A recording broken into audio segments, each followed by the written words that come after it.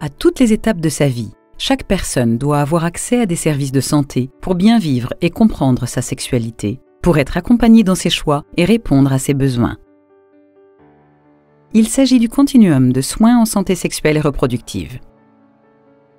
Dès l'adolescence, les jeunes doivent être informés sur leurs droits, les méthodes de contraception, les infections sexuellement transmissibles et les services de santé disponibles.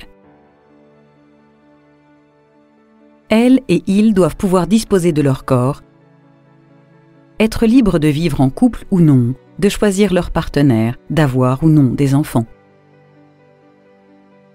C'est ce qu'on appelle les droits et la santé sexuelle et reproductive, les DSSR. Certaines personnes rencontrent des barrières importantes dans l'accès et la revendication de leur DSSR en raison de leur sexe, orientation sexuelle, identité de genre, âge, classe sociale, origine ethnique, appartenance à un groupe minoritaire ou de la présence d'un handicap. Un enjeu est de mieux comprendre ces inégalités sociales à travers une approche genre intersectionnelle en travaillant notamment avec les associations communautaires, organisations de femmes et mouvements féministes.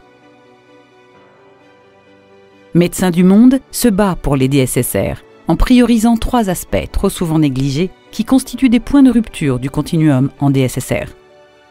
Il s'agit des grossesses non désirées, du cancer du col de l'utérus et de l'accès universel au DSSR dans les contextes humanitaires, avec un accent particulier sur la prévention et la réponse aux violences liées au genre, les VLG.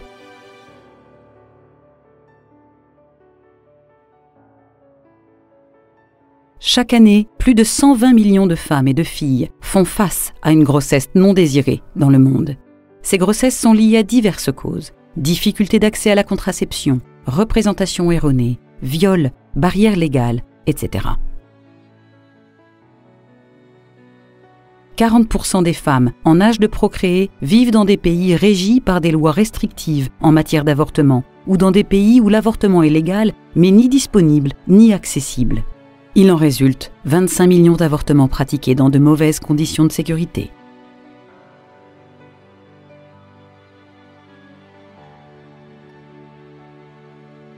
Toute personne doit pouvoir choisir d'éviter une grossesse, de l'interrompre si elle n'est pas désirée, ou au contraire de la mener à terme dans de bonnes conditions pour elle et son bébé.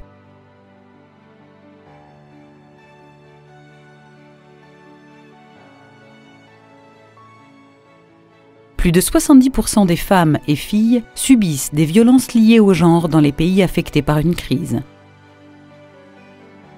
Dans les pays en crise, le risque de décès maternel est 90 fois plus élevé que dans les pays développés du fait de l'effondrement des systèmes de santé. Les besoins en DSSR doivent être pris en charge dans tous les contextes de crise, avec une vigilance accrue sur la prévention et la réponse aux VLG. Les survivantes et survivants de VLG doivent pouvoir se sentir libres de révéler la violence, d'être écoutés et recevoir l'accompagnement dont elles et ils ont besoin.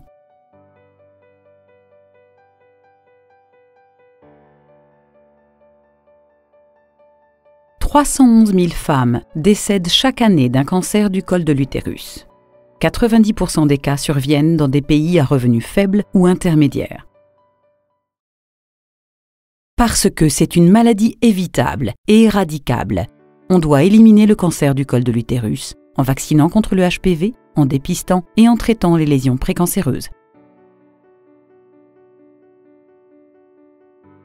Des millions de personnes sont privées d'un accès équitable aux services de santé et à leurs droits parce que certains gouvernements leur interdisent, qu'elles n'en ont pas les moyens, que cela n'est pas socio-culturellement accepté ou que les centres de santé sont trop éloignés ou inadaptés.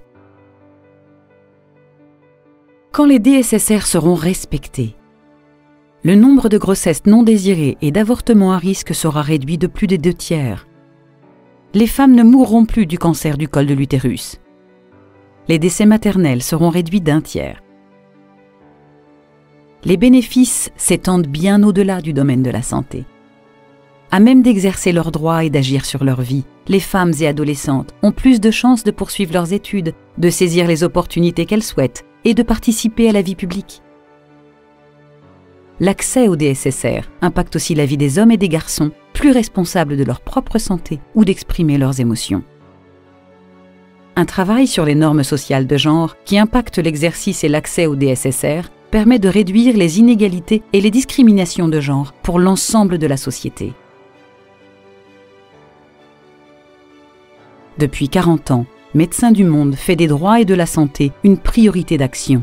Nous militons pour que les gouvernements garantissent à toute personne l'accès à des soins de qualité, répondant à ses besoins, et qu'ils respectent les droits sexuels et reproductifs de toutes et tous.